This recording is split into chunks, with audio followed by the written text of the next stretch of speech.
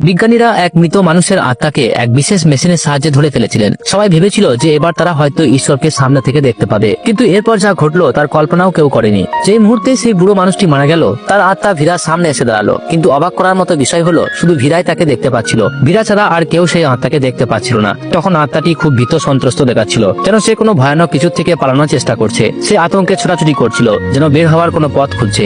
ভীরা তার কাছে গিয়ে কথা বলতে চাইলো, কিন্তু ঠিক তখনই সে দেখলো আত্মাটি জোরে জোরে বাঁচাও বাঁচাও বলে চিৎকার করছে, যেন খুব ভয় পেয়েছে। ভীরা তার সহকর্মীদের সব কথা বলল এবং আত্মাটিকে মুক্ত করে দেওয়ার অনুরোধ করলো, কিন্তু ল্যাবের বস এসবকে বোকামি বলে মনে করলো। সে ভীরার কথায় একটুও বিশ্বাস করলো না। ঠিক তখনই মেশিনের ভেতর থেকে কিছু অদ্ভুত নড়াচড়া শুরু হলো। সব বিজ্ঞানী খুশিতে উচ্ছ্বসিত হয়ে উঠলেন। তারা ভেবেছিলেন ঈশ্বর আসছেন, কিন্তু ভীরা জানতো যে আসছে তা কোনো ঈশ্বর নয়, বরং খুবই ভয়ঙ্কর কিছু। আত্মাটি কাঁপতে কাঁপতে এক কোণে গিয়ে লুকিয়ে পড়লো। এটা দেখে ভীরা তাড়াতাড়ি পুরো মেশিনের বিদ্যুৎ বন্ধ করে দিল। ফলে পুরো ল্যাব অন্ধকারে ঢেকে গেল। পরের মুহূর্তে এক রহস্যময় নীল আলো সেই আত্মাকে ঘিরে ধরলো। আত্মাটি যখন সেই নীল আলো দেখলো, তার মুখে আনন্দের হাসি ছড়িয়ে পড়লো। সে দুহাত ছড়িয়ে আলোকে আলিঙ্গন করলো এবং হাসতে হাসতে সেখানে মিলিয়ে গেল। বিদ্যুৎ ফিরে আসার পর বিজ্ঞানীরা আতঙ্ক নিয়ে দেখলেন যে কন্টেনারের ভেতরে যেন কোনো ভয়ানক কিছু ঢুকে পড়েছে। তারা স্পষ্ট কিছু দেখতে পাচ্ছিল না, কিন্তু চারপাশে বাতাসে এক অদ্ভুত অনুভূতি ছড়িয়েছিল।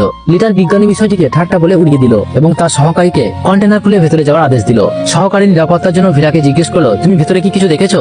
ভীরা যখন কন্টেনারের কাছে গেল এবং ভেতরে তাকালো, তখন ভেতরে দৃশ্য দেখে তার চোখ বিস্ফোরিত হয়ে গেল। সে এতটাই ভয় পেয়ে গেল যে মুখ থেকে একটা শব্দ বের হলো না। ঠিক তখনই বস মেশিন খুলতে বললো। ভীরা কিছু বলতে যাচ্ছিল, কিন্তু ভিতরে থাকা সেই ভয়ঙ্কর মেয়েটি ভীরাকে চুপ থাকতে ইশারা করলো। সবাই ভীরাকে প্রশ্ন করতে লাগলো, দ্রুত বলো ভেতরে কি আছে, তুমি কিছু দেখেছো কি? কিন্তু ভীরা সবকিছু মিথ্যে বলে দিল, বললো ভেতরে কিছুই নেই এবং চুপচাপ নিজের প্রমোশন বেছে নেওয়ার সিদ্ধান্ত নিল।